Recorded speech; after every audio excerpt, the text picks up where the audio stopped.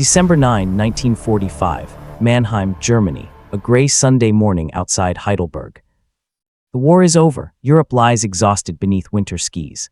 General George S. Patton, Jr., 4 stars on his collar, sits in the back seat of a 1938 Cadillac Model 75. His driver navigates the rubble-strewn roads at modest speed. There are no enemy fighters overhead, no German artillery, no panzer divisions lurking beyond the next ridgeline. For the first time in years, the most feared American commander of the war is completely safe. A 2.5-ton army truck approaches from the opposite direction.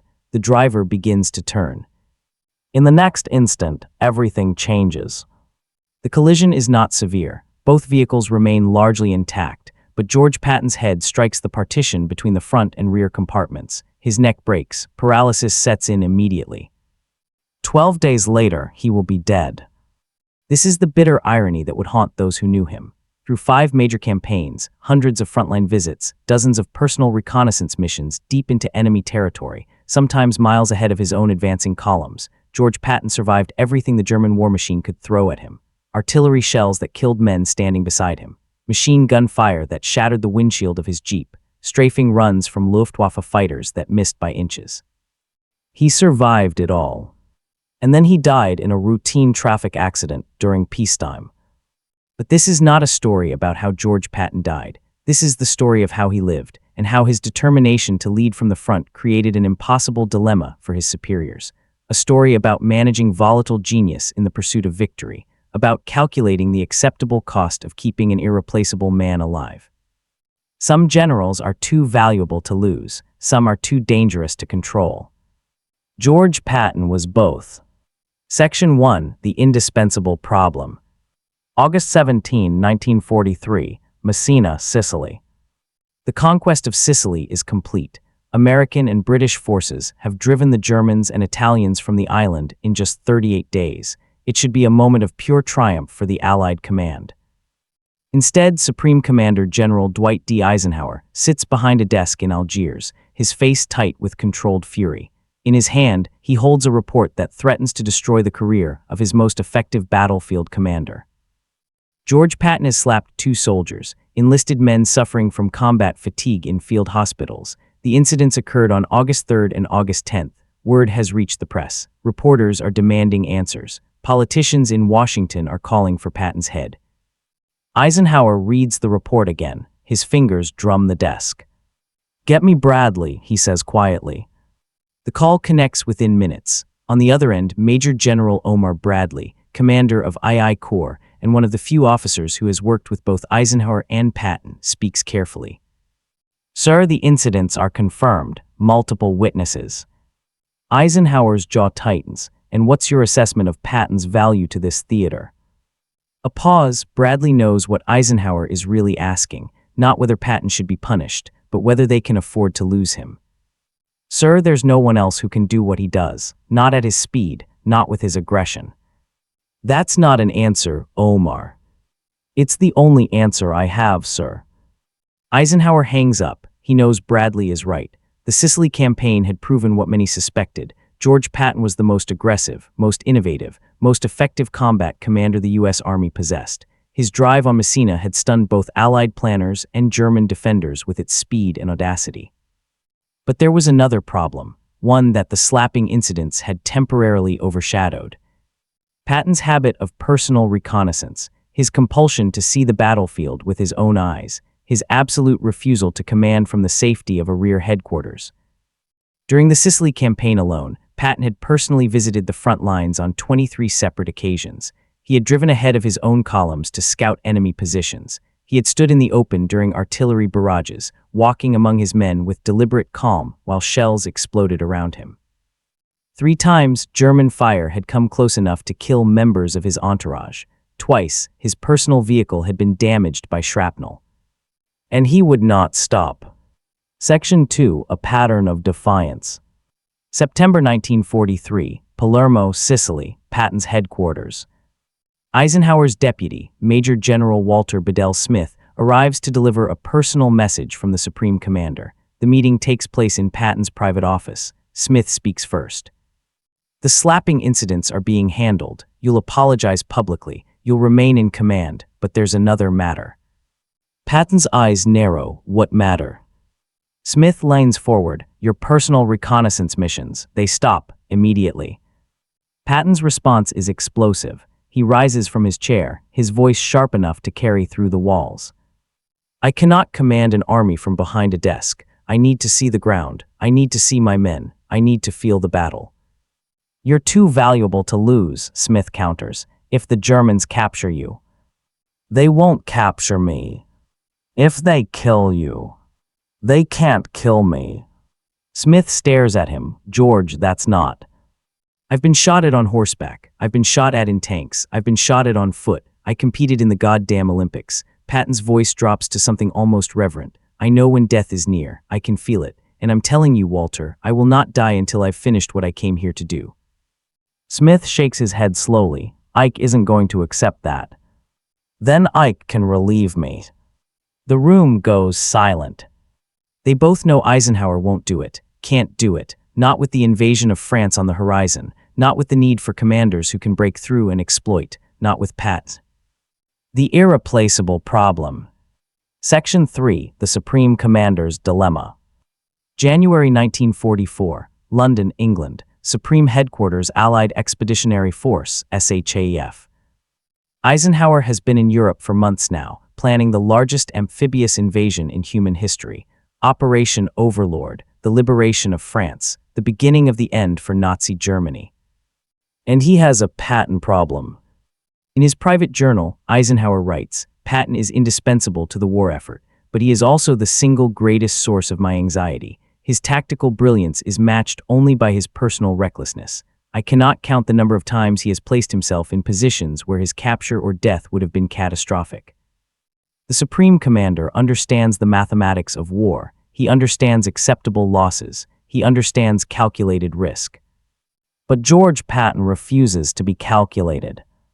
The Germans already fear Patton more than any other Allied commander. Intelligence reports confirm that German High Command believes Patton will lead the main invasion force. This is useful for deception purposes. Patton is being used as a decoy in Operation Fortitude, convincing the Germans that the real invasion will come at Pas de Calais rather than Normandy. But it also means the Germans would love nothing more than to capture or kill him. And Patton keeps giving them opportunities. Section 4, Into the Fire. August 1, 1944, Normandy, France. The breakout has begun. Operation Cobra has shattered German defenses west of St. Lo. American armored columns are pouring through the gap, and George Patton, now commanding the newly activated Third Army, is exactly where he should not be. 30 miles ahead of his headquarters, 5 miles ahead of his lead elements, in a jeep with 3 soldiers and a driver, racing toward the German-held town of Avranches. His aide, Lieutenant Colonel Charles Codman, sits beside him. Codman has learned not to argue. Instead, he simply documents. General, Codman says carefully, we're beyond our forward reconnaissance screen. I know exactly where we are. Sir, if we encounter, then we'll deal with it. The jeep rounds a curve. A German convoy appears on the road ahead. 6 trucks, a half-track, perhaps 50 soldiers. Patton's driver slams the brakes. For a frozen moment, both groups stare at each other. Then Patton does something inexplicable. He stands up in the jeep. He draws his ivory-handled revolver, and he begins shouting. Attack them now. There is no one to give the order to. His 3-man escort cannot possibly engage a 50-man German convoy. But the Germans don't know that. They see an American general standing in the open, apparently commanding a larger force. They hear engines in the distance, American armor perhaps, though actually still miles away, and they do what demoralized soldiers do when faced with unexpected aggression. They scatter. The convoy breaks, soldiers abandon their vehicles and flee into the hedgerows. Patton's driver punches the accelerator. They race past the confused Germans and continue toward Avranches. Codman will later write, it was the most insane thing I had ever witnessed, and the most effective. Section 5, The German Fear. August 1944, OKW Headquarters, East Prussia. German intelligence officers study the maps with growing dread. The situation in Normandy is collapsing. American forces are breaking through everywhere, and leading the charge, always leading the charge, is Patton. Field Marshal Gunther von Kluge, commander of German forces in the West, sends a desperate assessment to Berlin. Patton is the most dangerous enemy commander. His speed and aggression are unmatched. Our forces cannot establish defensive lines quickly enough to contain him. He appears everywhere. Our men report seeing his jeep far ahead of American lines. This cannot be possible, and yet the reports persist. The reports are accurate. What the Germans cannot understand is that Patton's presence at the front is not recklessness for its own sake. It serves a purpose. Patton believes, and his results support, that a commander must see the terrain with his own eyes, must feel the rhythm of battle, must know instinctively when to push and when to pause. He writes in his diary, "War is not won by men who study maps in comfortable headquarters. It is won by men who see the ground, smell the smoke, hear the guns. I cannot send my men where I am not willing to go myself." This philosophy produces results. In August 1944 alone, Third Army advances farther and faster than any force in military history. 15 miles the first day, 25 miles the second, 40 miles the third. Town after town falls: Rennes, Nantes, Angers, Le Mans. The Germans cannot stop him, they cannot even slow him. But neither can Eisenhower. Section 6, The Ultimatum. August 28, 1944, Chartres, France, Eisenhower's forward headquarters. Eisenhower summons Patton for a private meeting. The two generals face each other across a desk covered with situation maps. The Supreme Commander's expression is ice. 3 days ago, Eisenhower begins, you personally reconnoitered the Seine crossings. Patton nods, I needed to see the bridges. You were 6 miles ahead of your nearest combat unit.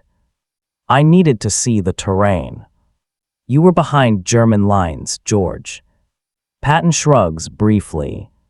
Eisenhower's voice rises. Do you understand what would happen if you were captured? Do you have any idea what that would do to this campaign? They won't capture me. You keep saying that. It's not a strategy. It's a fantasy.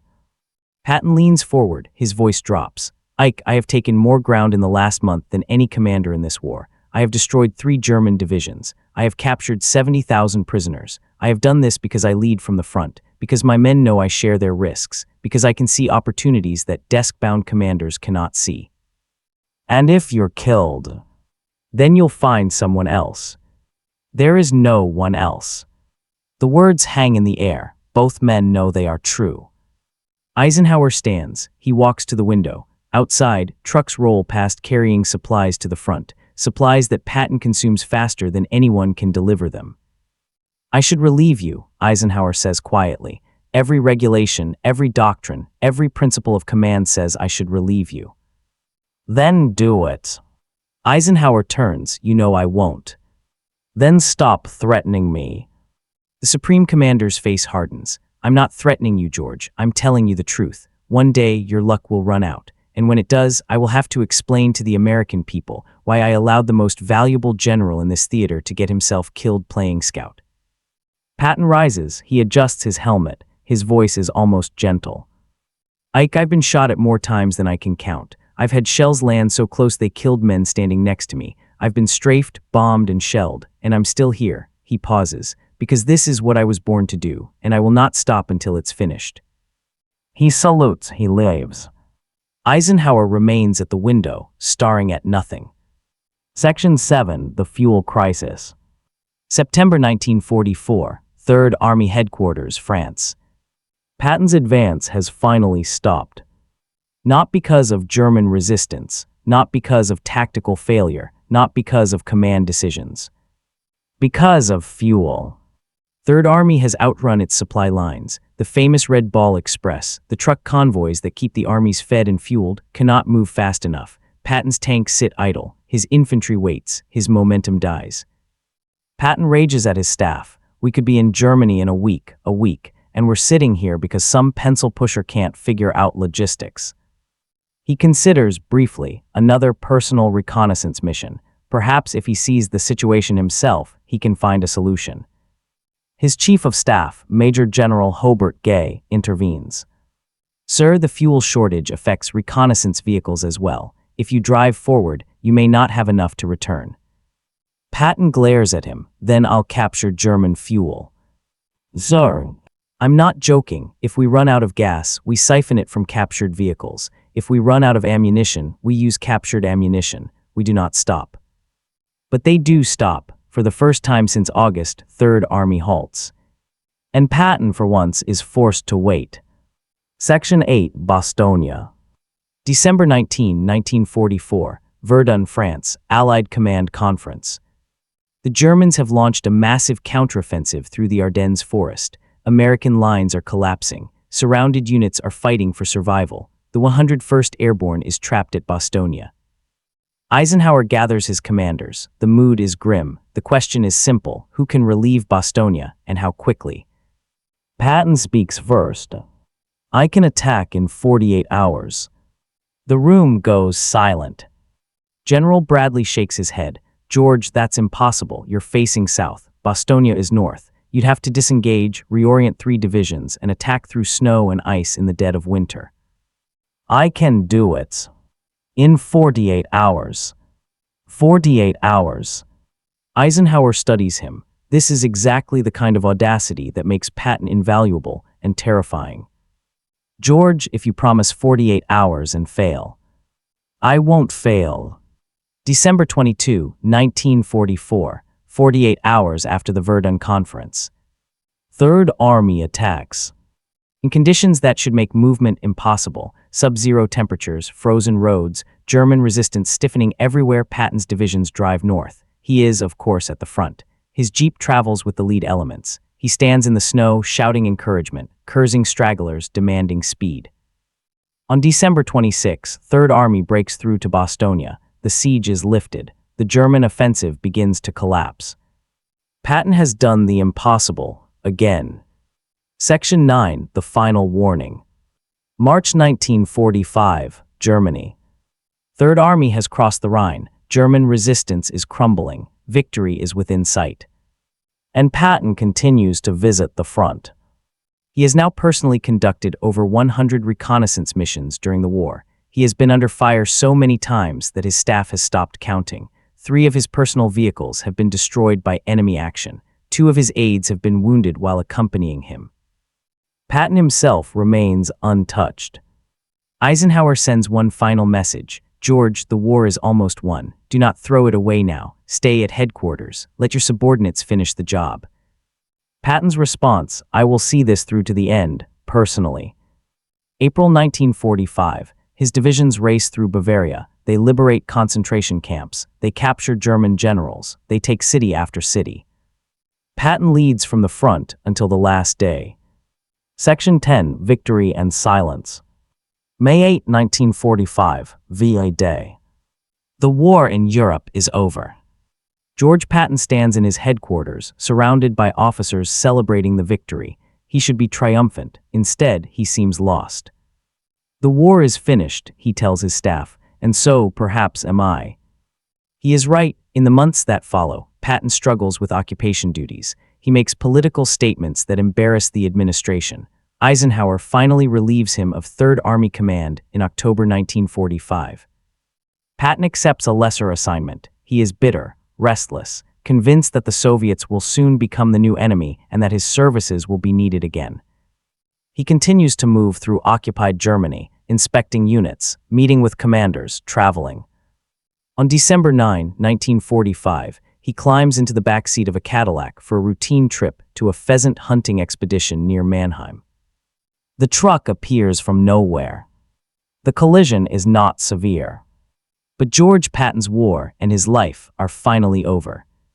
Section 11, Historical Verdict. Historians have debated Patton's methods for decades. Was his personal reconnaissance essential to his success, or was it reckless endangerment of a critical asset? Military analyst and historian Carlo D'Este writes, Patton's presence at the front was not mere bravado. It gave him an intuitive understanding of battlefield conditions that no amount of staff work could replicate, but it also created constant anxiety at the highest levels of command. General Omar Bradley, who worked more closely with Patton than any other senior officer, offered this assessment. George was the best pursuit commander in the history of modern warfare. No one could exploit a breakthrough like Patton, but managing him was like managing a force of nature. You couldn't control it. You could only hope to point it in the right direction. Eisenhower himself, writing after the war, reflected, "I have often been asked why I tolerated Patton's behavior when it so clearly violated every principle of command safety. The answer is simple. I could not win without him. Some men are too valuable to lose, no matter how difficult they may be. George was one of those men." The statistics speak for themselves.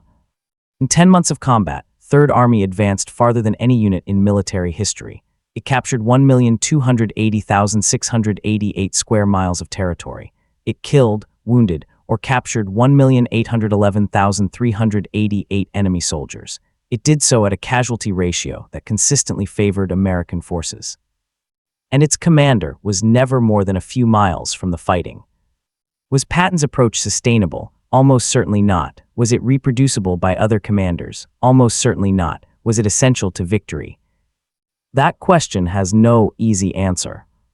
What is certain is this: George Patton believed that leadership meant shared risk, that a commander who would not face danger had no right to ask his men to face it, that the only way to truly understand a battle was to see it with your own eyes, feel it in your bones, breathe it in your lungs. He was probably wrong about his own invincibility. He was probably right about everything else. The morning of December 9, 1945 began like countless others during the war. A general climbed into a vehicle. A destination was chosen. Danger, real or imagined, lay somewhere ahead. But this time there were no German artillery batteries, no panzer divisions, no enemy fighters screaming out of the sky. Just a truck, a driver who misjudged a turn, a collision at low speed. And the end of a man who had believed, with absolute certainty, that he could not be killed. Some generals are too valuable to lose, some are too dangerous to control. George Patton was both. And in the end, neither the enemy nor his own recklessness could destroy him. Only peace could do that, only silence, only the absence of the war that had given his life meaning. He survived everything the German army could throw at him. He could not survive the war being over.